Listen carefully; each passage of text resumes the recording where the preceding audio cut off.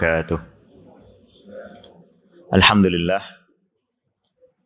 Nahmaduhu wa nasta'inuhu wa nastahdihi wa nastaghfiruh wa na'udzu bihi min syururi anfusina wa sayyiati a'malina.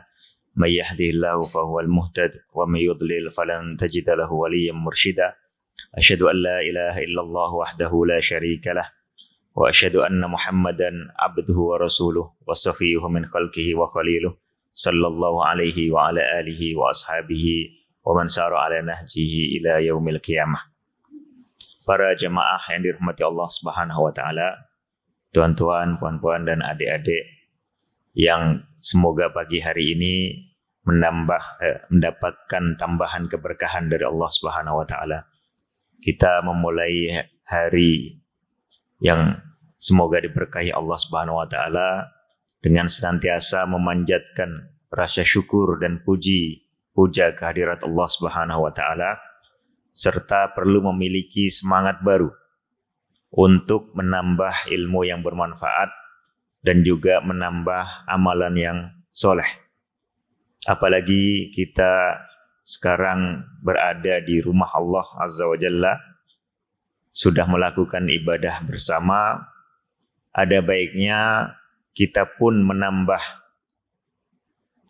ilmu mengenai keimanan kepada Allah Azza wa Jalla yang disandingkan dengan ilmu atau tambahan wawasan mengenai wahyu dari Allah Subhanahu wa taala, yaitu kitab suci Al-Qur'an. Rasulullah sallallahu alaihi wasallam pernah menganjurkan kepada para sahabat beliau agar orang pagi-pagi datang ke rumah Allah Azza wa Jalla untuk mengetahui, untuk membaca atau belajar setidaknya 2 ayat dari kitab suci Al-Quran.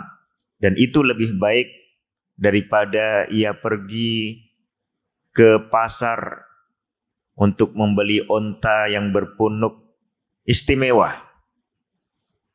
1 ayat lebih baik daripada 1 ekor onta. Masa itu adalah kendaraan yang paling mewah dan paling istimewa. 2 ayat lebih baik daripada 2 ekor onta, 3 ayat lebih baik daripada 3 ekor onta. Kata Rasulullah, wa min a'dadihinna minal ibil. Begitu pula semakin banyak ayat yang kita baca, kita tahu dan kita pelajari, itu jauh lebih baik daripada sejumlah kendaraan mewah yang didapatkan oleh seorang manusia. Oleh karena itu, kita harapkan pada pagi hari ini Allah Subhanahu wa taala memberikan kita karunia bukan hanya kesehatan fisik, bukan hanya nikmat duniawi, tetapi juga nikmat berupa keimanan dan kedekatan kita yang lebih kepada kitab sucinya, yaitu Al-Qur'anul Karim. Seperti kata para sahabat, fata'allamnal Qur'ana fazdadna ilman. Para sahabat mengatakan, ta'allamnal imana qablal Qur'an. Kami mempelajari keimanan sebelum kami mempelajari Al-Quran.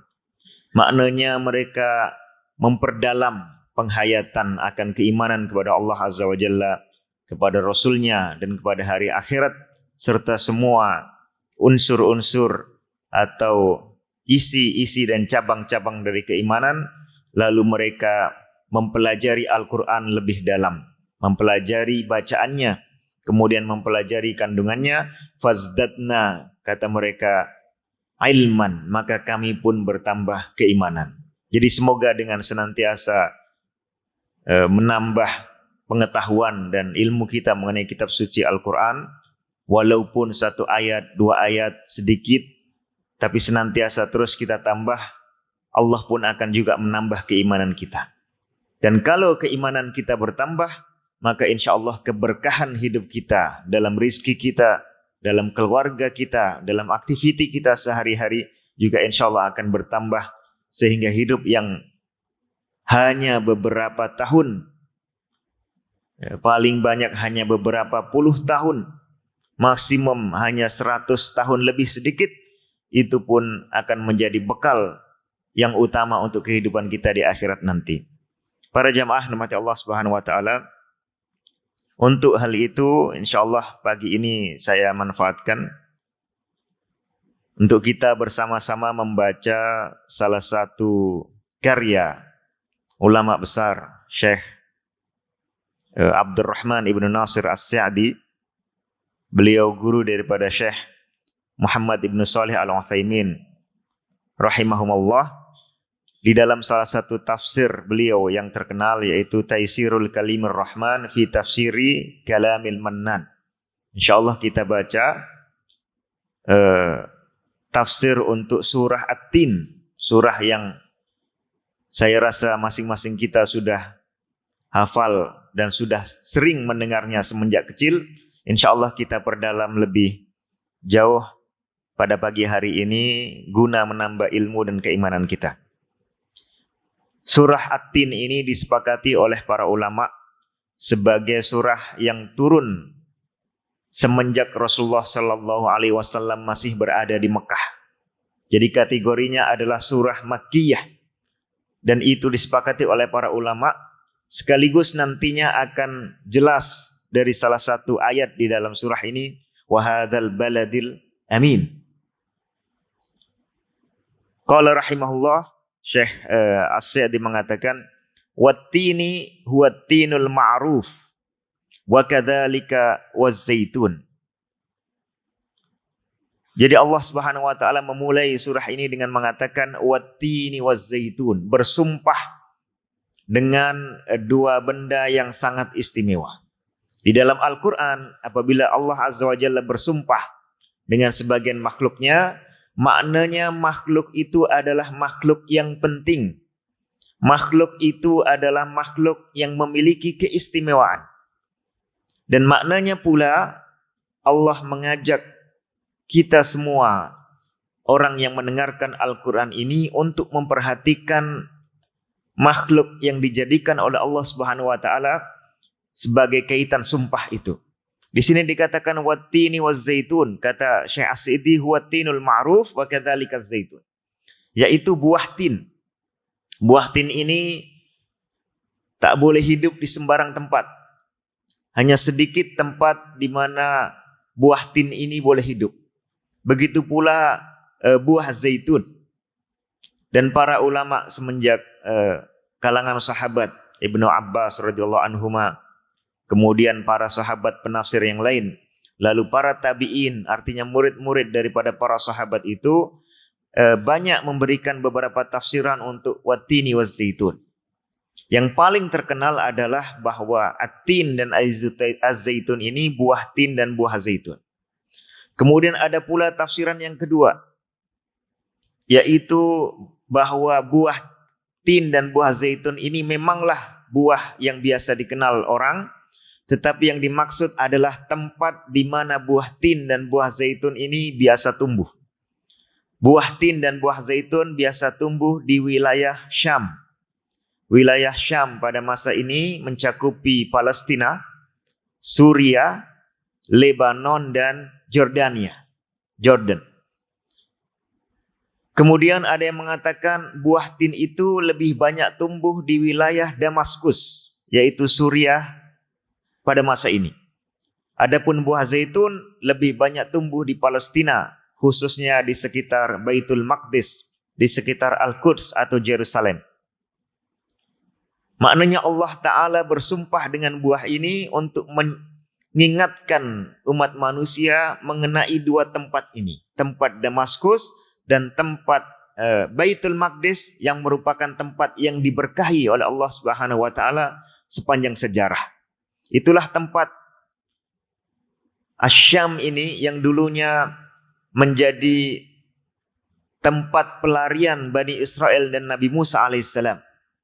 Itulah pula tempat di mana Nabi Isa alaihissalam berdakwah dan nantinya di akhir hayat akan turun.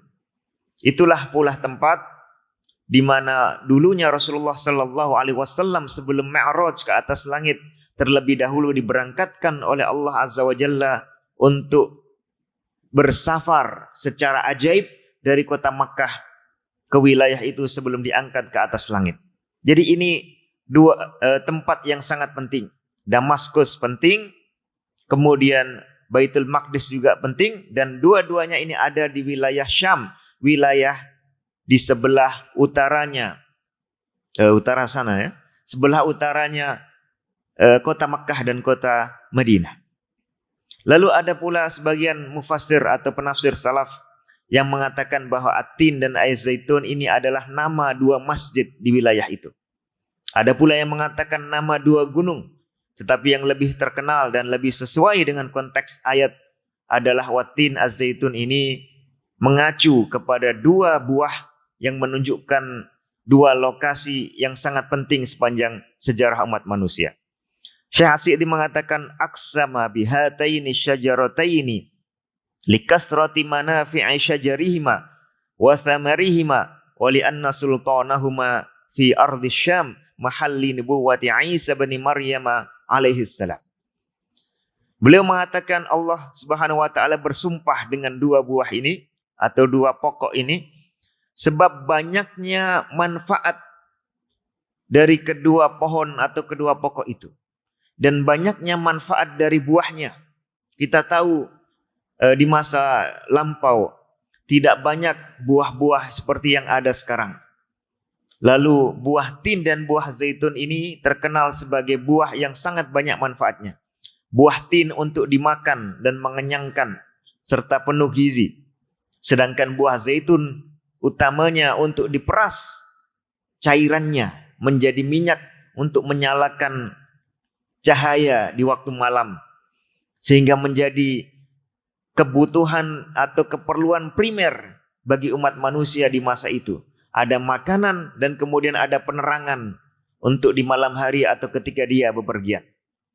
Lalu wali anna sultanahuma fi ardi Syami mahalli nubuwwati Isa bin Maryam alaihi salam, dan sebab tempat dari tumbuhnya dua buah ini adalah di kawasan kenabian Nabi Isa alaihissalam. Jadi ayat ini mengingatkan kita kepada tempat di mana dulu Nabi Isa alaihissalam hidup, berkembang dan berdakwah dan juga diangkat ke atas langit.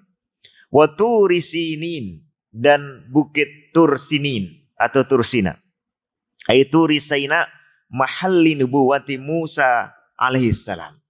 Tempat di mana Nabi Musa alaihissalam diangkat sebagai Nabi ataupun diberikan kitab suci Taurat. Nabi Isa diberikan kitab suci Injil. Kemudian Nabi Musa alaihissalam diberikan kitab suci Taurat. Jadi apabila Allah Azza wa Jalla bersumpah dengan buah tin dan buah zaitun, kemudian bersumpah dengan bukit Tursina, ini mengingatkan kita kepada sejarah, peristiwa dan perjuangan dua nabi besar, dua ulul azmi minar rusul, dua nabi yang terkenal memiliki semangat yang kuat dan merupakan dua nabi yang istimewa. Yang pertama adalah Nabi Isa, yang kedua adalah Nabi Musa yang sudah ada sebelum itu. Ini dua nabi yang derajatnya dekat dengan para nabi-nabi besar sebagaimana Nabi Muhammad sallallahu alaihi wasallam, Nabi Nuh alaihissalam dan Nabi Ibrahim alaihissalam, yang kelima-limanya adalah termasuk ulul azmi minar rusul. Nabi-nabi ulul azmi yang memiliki semangat perjuangan kuat dan di dalam sejarah hidupnya menghadapi berbagai macam tantangan yang berat, dan mereka mengajarkan keimanan, mengajarkan akidah yang benar kepada kita semua. Kemudian dua nabi ini kita tahu di zaman sekarang agama terbesar selain agama Islam yang menguasai berbagai lini kehidupan dunia adalah agama dari kalangan yang mengaku-aku sebagai pengikutnya Nabi Isa dan sebagai pengikutnya Nabi Musa alaihi wassalam, yaitu agama Yahudi atau Judaism dan agama Nasrani atau yang menyebut dirinya sebagai agama Masihiyah, Kristen. Tetapi kita paham bahwa sebetulnya ajaran kedua nabi ini sudah diselewengkan, sudah diubah. Akidahnya sudah bukan lagi akidah yang lurus. Nabi Musa, Nabi Isa adalah dua nabi utama yang ajarannya sama secara inti dan fondasi serta prinsip-prinsipnya dengan ajaran Nabi Muhammad sallallahu alaihi wasallam. Bahkan beberapa syariatnya pun sama. Ada syariat khitan, ada syariat untuk berpuasa dan berhaji, ada pula syariat untuk menjauhi hewan babi, Ada beberapa syariat yang sama yang masih pula kita temukan di sebagian naskah-naskah perjanjian lama dan perjanjian baru, kitab sucinya kaum Nasrani dan kaum Yahudi. Tetapi kemudian ajaran ini diubah. Bahkan diubah pula ajaran mengenai akidah. Nabi Isa alaihissalam datang menyeru umat manusia. Yang pertama untuk menyembah hanya kepada Allah Azza wa Jalla, untuk mengesahkan Allah Subhanahu wa taala. Kemudian melanjutkan syariat Taurat yang sudah dibawa oleh Nabi Musa. Dan ini dakwah beliau utamanya adalah di kalangan Bani Israel.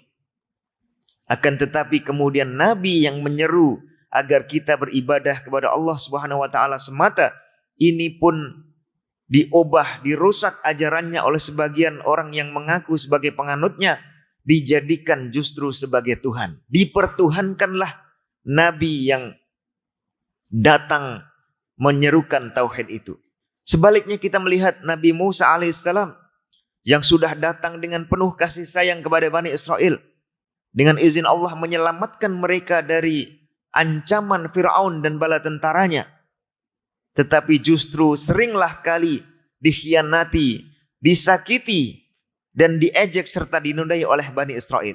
Jadi ini menggambarkan dua umat. Yang satu mencintai nabinya tetapi berlebihan sehingga sampai menyembahnya. Yang satunya lagi tidak begitu hormat, tidak begitu ta'zim kepada nabinya sehingga seringkali melanggar perintahnya. Hanya beberapa hari Nabi Musa alaihissalam pergi ke Tur Saina untuk menerima wahyu dari Allah Azza wa Jalla. Di masa-masa itu Bani Israel sudah mulai melakukan penyelewengan akidah. Mereka membuat patung, mereka membuat Tuhan sesembahan sendiri, lalu kemudian menyembahnya. Patung yang mereka buat sendiri disembah oleh mereka sendiri hanya akibat beberapa keajaiban pada patung itu. Jadi kita berada di antara dua umat, yang satu berlebihan sehingga sampai mendewa-dewakan seorang nabi. Yang satu berketerlaluan sehingga tidak begitu hormat dan sopan terhadap nabinya. Maka ini mengingatkan kita agar kita selaku umat Nabi Muhammad SAW, selaku umat dari nabi terakhir yang melanjutkan dakwah para nabi-nabi sebelumnya, janganlah sampai jatuh pada salah satu penyimpangan ini. Jangan sampai berlebihan memuji dan memuja Rasulullah SAW sampai naudzubillah mendewakannya. Rasulullah mengatakan, la tutruni kama atratin nasara Isa bin Maryam. Janganlah berlebihan memujiku seperti halnya kaum Nasrani berlebihan memuji Nabi Isa alaihissalam. Walakin qulu Abdullah wa rasuluh. Kita cukup mengatakan Nabi Muhammad sallallahu alaihi wasallam itu sebagai hamba Allah sekaligus sebagai utusan Allah, sebagai utusan yang terbaik, tetapi bukan melebihi derajatnya di atas seorang manusia, seorang hamba dan seorang utusan Allah Azza wa Jalla. Qala rahimahullah, beliau kemudian mengatakan, wa hadzal baladil amin, tafsir dari ayat yang ketiga. Dan demi negeri yang aman atau tentram ini. Wa huwa Makkatul Mukarramah mahallu nubuwwati Muhammadin sallallahu alaihi wasallam. Yang dimaksud adalah Mekkah Al-Mukarramah. Tempat biasa umat Islam saat ini pergi ke sana melaksanakan ibadah haji, berkumpul bersama semua saudaranya dari segenap penjuru dunia. Ini adalah tempat kenabian Muhammad sallallahu alaihi wasallam selaku nabi dan rasul yang paling akhir. Fa aqsama, kata beliau ta'ala, bihadhil mawadhi'al muqaddasatil lati ikhtaraha wa bta'atha minha afdalul anbiya wa ashrafuhum. Maka di dalam ayat-ayat ini Allah Azza wa Jalla bersumpah dengan tempat-tempat yang suci ini. Tempat di mana ada Baitul Maqdis, tempat di mana ada Al-Masjidil Haram, dan tempat Tur Saina, di mana merupakan tempat yang walaupun lebih kecil disucikan, sehinggalah Nabi Musa untuk masuk ke sana perlu melepaskan kedua sandalnya, kedua alas kakinya, untuk kemudian menerima wahyu dan kitab suci Taurat dari Allah Azza wa Jalla. Orang-orang biasa menyebut Tur Sina itu adalah lokasi yang saat ini berada di Mesir. Tetapi ini pandangan yang tidak terlalu kuat, pandangan yang cukup lemah. Sebagian ulama zaman dahulu menyebut Tursina itu lokasinya juga ada di Syam. Lalu ada penelitian bahwa Tursina ini adalah kawasan yang terletak di sebelah utara kerajaan Arab Saudi saat ini. Lokasinya pun dekat dengan wilayah Syam. Dari Tabuk masih ke utara. Di situ ditemukan lokasi yang sekiranya lebih cocok untuk disebut sebagai Tursina. Tapi bagi kita tidak terlalu penting. Bagi kita yang paling penting adalah 3 tempat ini merupakan tempat di mana 3 nabi yang sangat mulia mendapatkan wahyu dari Allah Azza wa Jalla. Yang sebagian ajaran dari Nabi Isa dan Nabi Musa itu masihlah sampai sehingga ke kita saat ini. Tapi yang lebih penting lagi ajaran yang diturunkan kepada Nabi kita, Nabi Muhammad SAW, yang diturunkan Allah pertama kalinya pada tempat yang disebut di sini, wahadal baladil amin, dan negeri yang aman tentram ini. Qala rahimahullah wal muqsamu alaihi qauluhu laqad khalaqnal insana fi ahsani taqwim. Sumpah itu tadi mengingatkan kita pada beberapa perkara yang penting, beberapa tempat yang sangat penting, dan peristiwa dari 3 nabi yang sangat penting. Tapi yang kemudian lebih penting lagi adalah Allah bersumpah untuk apa? Allah bersumpah untuk mengingatkan kita akan apa? Di sini dikatakan yang disumpahkan oleh Allah Azza wa Jalla itu adalah ungkapan laqad khalaqnal insana fi ahsani taqwim. Sungguh kami telah pun ciptakan manusia pada penciptaan yang paling lurus atau paling sesuai. Para ulama semenjak sahabat tabi'in dan para penafsir seterusnya banyak membuat tafsiran mengenai hal ini. Tapi intinya ada 2 makna. Diciptakanlah manusia itu secara fisiknya, dalam rupa maupun fisiologi yang sangat sempurna. Apalagi kita bandingkan dengan makhluk-makhluk yang lain. Baik dari segi rupa dan mukanya maupun dari segi struktur fisiknya. Kalau kita bandingkan rupa kita, sejelek-jeleknya manusia, kalau kita nak bandingkan dengan lembu atau kambing atau kuda atau hewan yang lain, masih jauh lebih sempurna muka manusia. Mufassir juga menyebutkan salah satu ciri kebaikan penciptaan manusia adalah bahwa semua hewan yang melata di atas muka bumi ini umumnya diciptakan oleh Allah Azza wa Jalla, yang memang memiliki muka, diciptakan mukanya tunduk ke dalam tanah, tidak dalam kondisi biasa menghadap ke depan.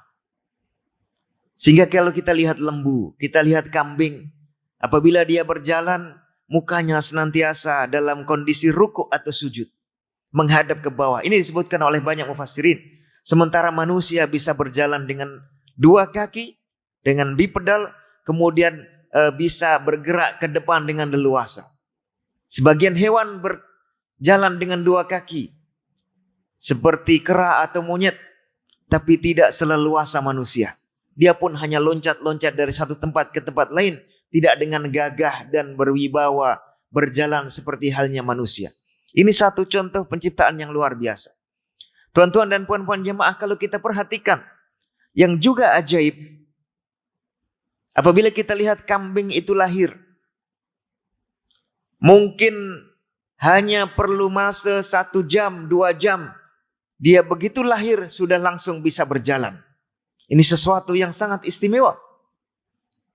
Di hari di mana dia lahir, di hari itulah dia sudah bisa berjalan. Kalau kita bandingkan manusia tidak seperti itu. Ya. Bayi yang baru lahir belum boleh melakukan apa-apa. Hanya bisa teriak-teriak, hanya bisa menangis-nangis. Tidak bisa berjalan. Bahkan tidak bisa berdiri. Bahkan tidak bisa duduk maupun merangkak. Dia hanya terdiam saja. Dia memerlukan orang tuanya. Tapi di sini terkandung rahasia, antara lain adalah semakin terlihatnya kasih sayang ibunda seorang manusia terhadap anaknya dibanding ibunda seorang hewan atau seekor hewan terhadap anaknya. Dan itu pun menunjukkan memang betul hewan di hari di mana dia lahir dia langsung boleh berjalan. Tetapi manusia tidak seperti itu. Dia memerlukan masa yang panjang. Memerlukan masa 1 tahun, 1,5 tahun atau kadang-kadang 2 tahun. Untuk dia kemudian boleh berjalan. Kemudian belajar berbicara. Tapi menunjukkan betapa banyak ilmu baru, keterampilan baru yang dipelajari oleh seorang anak manusia. Di dalam 2 tahun dia hidup di dunia. Adapun kambing, selama 1 bulan sejak dia lahir, dia tidak belajar bahasa baru.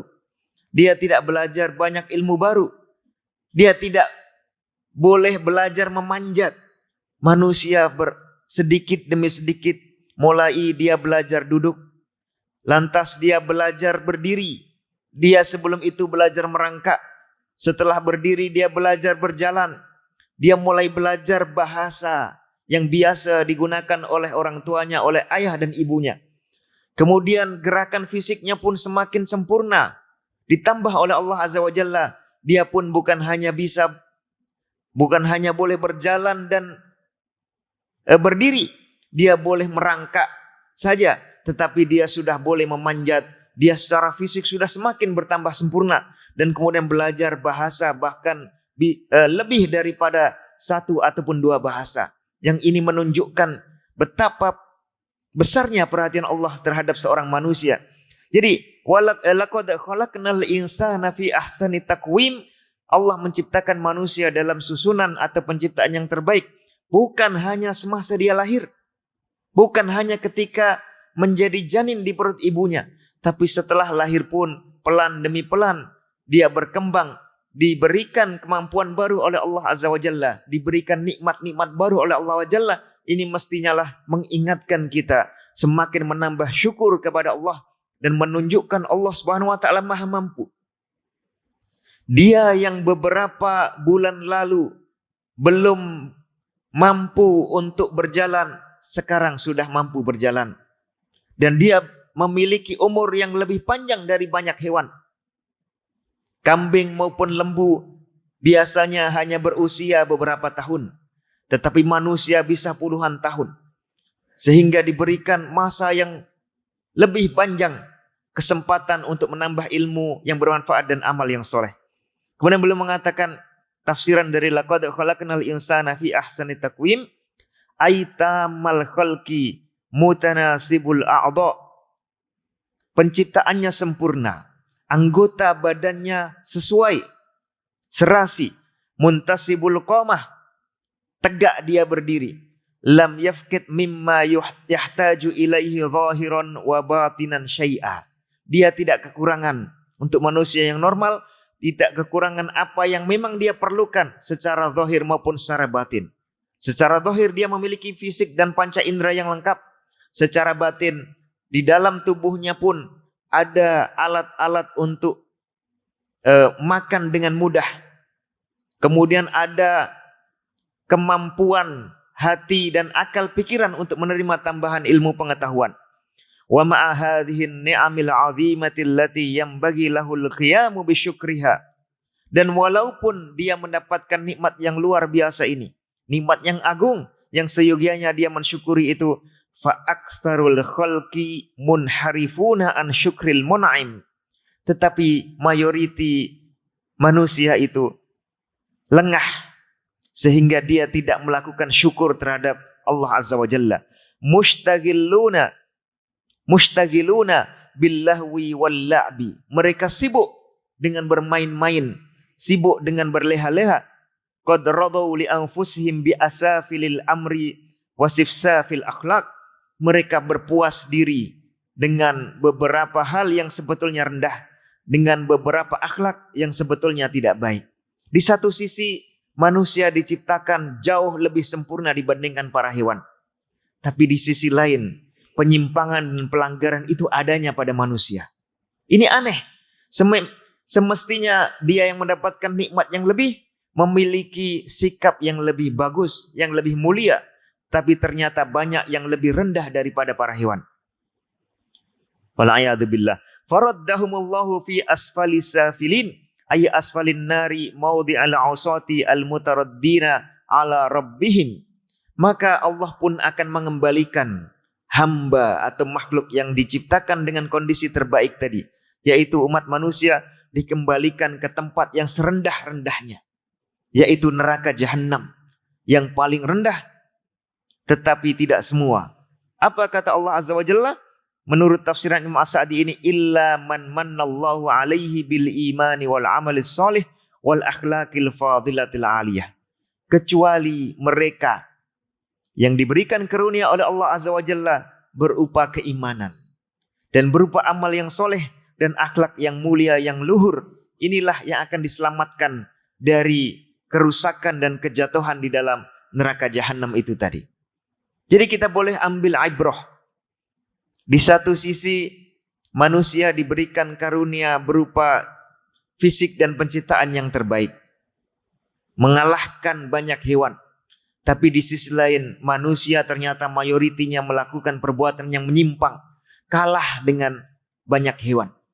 Tetapi Allah pun memberikan karunia. Walaupun mayoriti manusia itu rugi dan menyimpang, innal insana lafi khusrin, tetap ada jalan manusia ini menjadi kembali lagi mulia.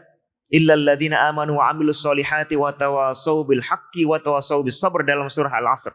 Kecuali orang yang beriman, beramal soleh, dan dia senantiasa berdakwah mengingatkan sesama manusia agar menetapi kebenaran dan menetapi kesabaran. Begitu pula di dalam surah ini. Dikecualikan bahwa mereka ada yang tidak jatuh, yaitu orang-orang yang beriman, beramal soleh dan punya akhlak yang mulia. Mufassir yang lain menerangkan bahwa laqad khalaqnal insana fi ahsani taqwim tsumma radadnahu asfala safilin, itu adalah ketika hari tua. Di masa kecil dia diciptakan dengan fisik yang terbaik, lalu semakin bertumbuh semakin sempurna fisiknya, tapi nanti ketika sudah tua dia akan terjatuh. Ingatannya sudah mulai berkurang atau bahkan hilang. Fisiknya sudah semakin lemah. Yang dulunya dengan kuat bisa berlari sekian kilometer, sekarang sudah berjalan saja sulit. Naik tangga sudah sulit, sudah kepayahan. Kemudian mulai datang berbagai macam penyakit.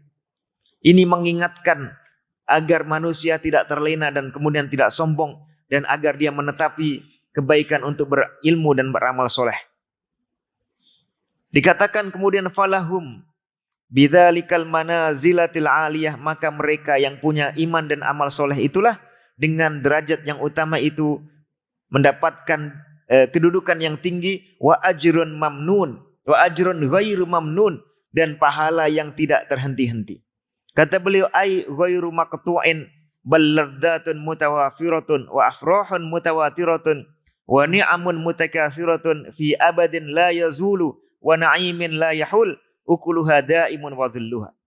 Artinya orang yang mendapatkan iman dan amal soleh, mengikuti ajaran Allah inilah, dia akan mendapatkan kenikmatan yang tidak terputus, mendapatkan kelezatan yang terus menerus ada, mendapatkan kebahagiaan yang sangat luas dan kenikmatan yang sangat banyak, selama-lamanya tidak akan pernah hilang.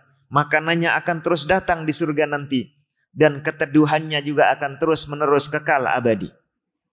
Menurut mufassir yang lain yang menafsirkan bahwa jatuh ke jurang yang terendah itu adalah di akhir hayat, dan ini menjadi satu berita gembira bagi kita umat Islam. Dalam versi tafsiran ini dikatakan manusia diciptakan dengan kondisi fisik yang terbaik. Kemudian dia tumbuh berkembang menjadi anak, menjadi remaja atau anak muda, mulai balik, kemudian menjadi manusia yang semestinya banyak beribadah. Lalu semasa dia tua nanti, ketika ingatannya sudah berkurang, ketika fisik atau badannya sudah lemah, ketika dia mulai banyak penyakit atau sakit-sakitan, di masa-masa itu Allah Subhanahu wa taala tetaplah mengekalkan pahala baginya.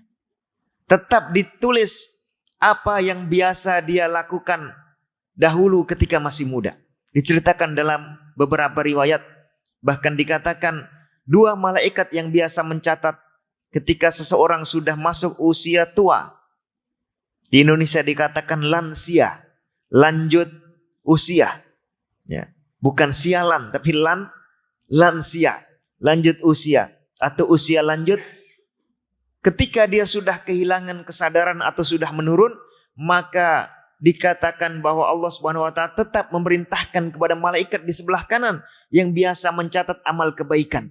Kalau dia biasa rajin sholat 5 waktu, bahkan ditambah dengan rawatib, bahkan berjamaah, bahkan sholat tahajud dan sholat-sholat sunnah yang lainnya, maka ketika dia tua sudah sulit melakukan itu, tetap dicatat dia biasa melakukan itu.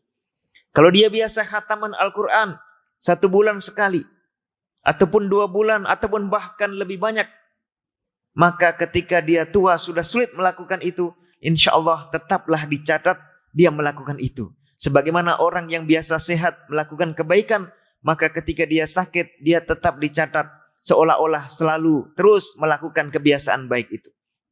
Ini jadi kabar gembira bagi kita agar semangat melakukan kebaikan mumpung masih muda. Kalaupun sudah menjelang tua, tapi kita masih ada kondisi kesehatan, perbanyaklah kebiasaan melakukan amal baik, supaya nanti ketika kita dalam kondisi sudah melemah, sudah sakit, masih tetap dicatat kebaikan oleh Allah Azza wa Jalla.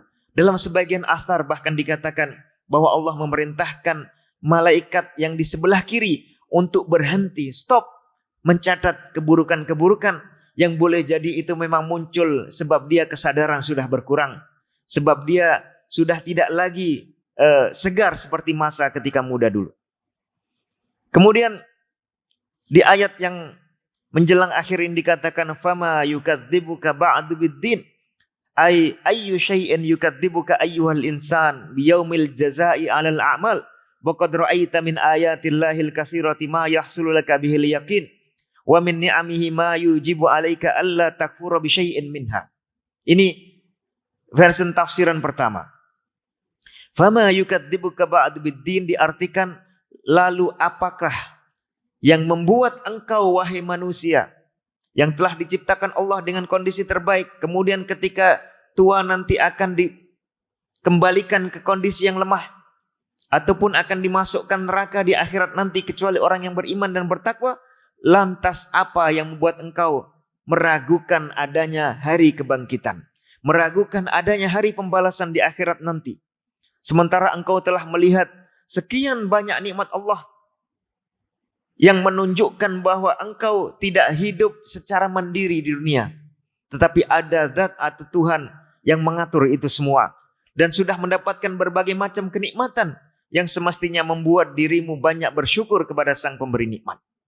Tafsiran yang kedua mengatakan fama yukadzibuka ba'du biddin, maknanya ini ucapan ditujukan kepada Nabi Muhammad sallallahu alaihi wasallam dalam arti, lantas apakah yang membuat orang-orang itu menjadikan ragu atau mendustakan dirimu ketika membawa ajaran agama ataupun membawa informasi mengenai hari pembalasan di akhirat nanti? Ada 2 tafsir yang dua-duanya boleh kita percayai. Alaihissallahu bi ahkamil hakimin, bukankah Allah Azza wa Jalla itu merupakan pembuat keputusan yang paling bijak, pembuat keputusan yang paling sempurna dan yang maha memberikan sebuah aturan. Kata Syekh Sa'di di sini, fahal taqtadi hikmatuhu ayyatrukal khalqa suda. Apakah mungkin Sang Pencipta yang maha bijaksana, yang maha hikmah ini akan membiarkan ciptaannya atau makhluknya sia-sia hanya bermain-main belaka? Tidak mungkin. Apa maksudnya sia-sia? La yu'maruna wa la yunhauna wa la yuthabuna wa la yu'aqabun. Diciptakan, tetapi setelah diciptakan tidak diberikan perintah, tidak diberikan ajaran, tidak diberikan larangan, sehingga pun tidak akan diberikan balasan dan tidak akan ada yang dihukum. Ini mustahil. Sebagaimana Allah Subhanahu wa taala menciptakan seorang manusia dengan penuh perhatian dan diberikan sedikit demi sedikit kebaikan, kesempurnaan pada fisiknya, kesempurnaan pada panca inderanya, kesempurnaan pada akal, pikiran dan hatinya bagi mereka yang memang diberikan hidayah lebih, maka Allah pun tidak akan membiarkan nanti setelah dia meninggal dunia tidak diberikan pembalasan ataupun hukuman dan keadilan. Ini juga pun menambah rasa tenang bagi diri seorang muslim. Kadang-kadang kita atau orang di sekitar kita atau siapapun itu hidup di alam dunia ini dalam kondisi yang sulit. Setelah sekian tahun tetap senantiasa dizolimi oleh pihak tertentu. Dia belum menerima keadilan. Dia dizolimi, dianiaya, dia angkat perkara itu ke mahkamah, tidak pula mendapatkan keadilan. Orang yang hidup dalam kondisi semacam ini tidaklah boleh berputus asa. Dia tetap yakin bahwa setelah kematian dia akan mendapatkan keadilan itu. Bahkan akan mendapatkan pahala besar dan karunia yang sangat banyak atas kesabarannya menanggung penderitaan selama di dunia. Jangankan manusia biasa yang memang sering berbuat dosa dan salah, yang kemudian wajar mendapatkan musibah. Para nabi dan rasul, sebagian di antara mereka, misalnya para nabi di Bani Israel, itu pun berakhir hayatnya dengan mati syahid. Dibunuh oleh kaumnya sendiri, disiksa. Tapi mereka nanti di akhirat akan menjadi barisan yang tertinggi di surga Allah Azza wa Jalla. Maka muslim pun kena yakin dengan hal itu.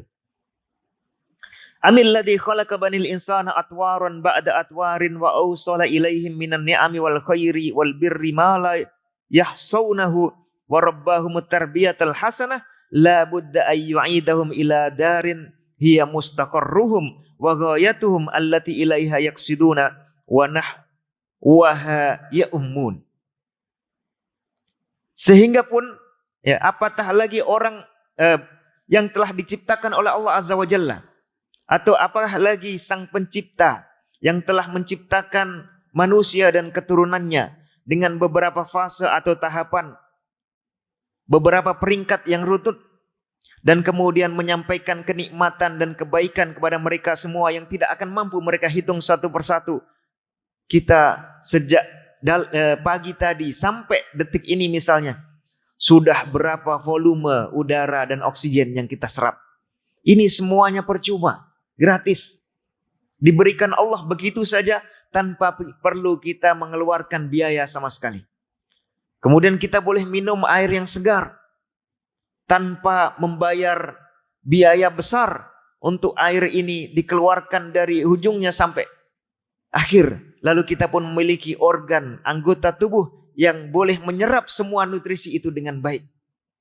Bahkan harta benda yang kita hasilkan karena kita beli, kita cari dengan susah payah, itu pun kita boleh bersusah payah bekerja adalah kenikmatan dari Allah Subhanahu wa taala. Orang-orang yang sakit untuk bekerja pun tidak mampu. Zat yang seperti itu, ya, zat sang pencipta yang telah memberikan berbagai kenikmatan itu, pastilah la budda ayyu'idahum, pastilah ujungnya nanti akan mengembalikan semua ciptaannya ke tempat yang merupakan tempat tujuan akhir, yang merupakan tempat diputuskannya keadilan bagi semua makhluk. Orang yang melakukan kebaikan di dunia pastilah akan diberikan balasan yang sesuai, dan mereka naudzubillah yang melakukan kemaksiatan, kefasikan dan kekufuran selama di dunia juga akan mendapatkan balasan yang setimpal, kecuali mereka yang diampuni oleh Allah Azza wa Jalla. Oleh karena itu para jamaah yang dirahmati Allah Subhanahu wa taala, inilah tafsiran surah At-Tin yang kita baca, surah yang ringkas, hanya 8 ayat tetapi mengandung pelajaran yang amat penting bagi kita semua umat manusia. Pelajaran agar kita senantiasa mengingat-ingat nikmat Allah yang telah diberikan kepada kita semenjak kita lahir. Lalu membandingkan dengan nikmat yang diberikan Allah kepada makhluk lain atau para hewan. Ternyata nikmat yang diberikan kepada kita sangatlah besar. Tapi pun kita kemudian mengambil pelajaran bahwa diberikan nikmat yang besar itu, janganlah sampai kita jatuh kepada jurang yang sangat rendah. Jangan sampai kita jatuh kepada neraka Allah Azza wa Jalla. Allah pun memberikan kita kesempatan agar menjadi orang-orang yang selamat dari ujung yang tidak baik itu, yaitu seperti disampaikan di dalam bagian akhir surah At-Tin ini. atau bagian pertengahan surah At-Tin ini, orang yang selamat itu adalah illalladzina amanu wa amilus solihat. Inilah orang yang falahum ajrun ghairu mamnun.